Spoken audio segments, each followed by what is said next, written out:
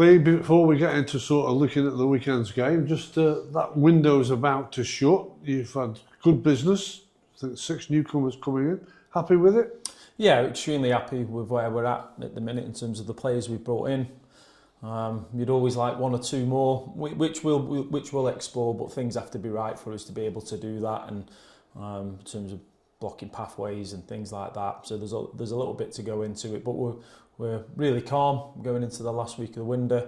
None of our players will be leaving unless someone comes in with a couple of million quid for them. So we're quite calm, and it gives you an idea of longer term of where we're going to be at and what players we're going to have, which is really good. I'm reading about managers trying to bring in a bundle load of players still, but we're relatively calm now with the good recruitment we've done and where the squad lies.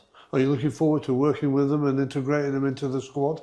Yeah, absolutely. I think the other night was really good for people like Kyle. He'd been with us for a little bit of time. He couldn't get the deal over the line, and I think it was good for him to get the minutes under his belt in terms of the speed of the game and all that type of thing. And I think that's really good for him. He's not played a game of football for a while, so it'll be really good for him. Charlie, exactly the same, chomping at the bit to go. And I thought he showed some real high quality stuff. Watching bits of it back. But no, they're integrated. The main thing is they fitted into the group well and character-wise. So we'll just see what happens in the next week. And you brought some quality, and that was important, wasn't it? That, you just didn't fill up with numbers, and of course, you're hoping that they can, add a lot to the team. Yeah, we spend the pound wisely in terms of who we want to bring in. Like you say, it's about quality, not necessarily just bringing in a load of players. And not having an idea what we're going to do with them players. We're quite clear in terms of where these players can play, and most of them can play in 2 positions, which again is really important to us.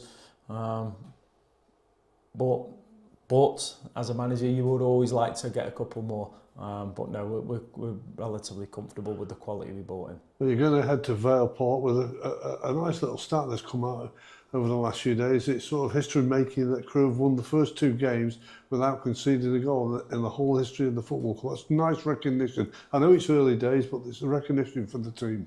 Yeah, it's nice to be on 6 points. I'm sure people would swap, but 2 games in really early. But it's nice to get them on the board, and the clean sheets are pleasing to get 1 away from home so early on. That was our Achilles heel. So yeah, really pleasing. And we have not really hit top form yet, have we? We've not probably hit middle form. So that's pleasing. We went off like a house on fire last year, and but we're working towards what we want to, and we know what we're going to have to get to at some point. But no, really pleasing on all counts. It's about you getting the right words into the players, and is it to say, look, don't take your foot off the pedal. We've still got a lot more to offer. Yeah, they know that. I say we're probably not at middle ground in terms of how well we can play with the players we've got. The games on Tuesday are important to get more minutes into players. We'd be building that fitness up. We had a really small nucleus going around pre-season, so it was hard to get 90 minutes into people on a constant basis. And that fitness will build up. The skill set of the players won't change, so you assume that it's going to get better. But we just keep trying to deliver the same messages.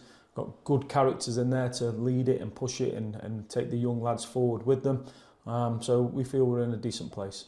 There'll be near 2,000 supporters up at Vale Park on Saturday lunchtime, of course, and it is, whatever anybody thinks about it, it's a local derby because it's only 10 miles difference.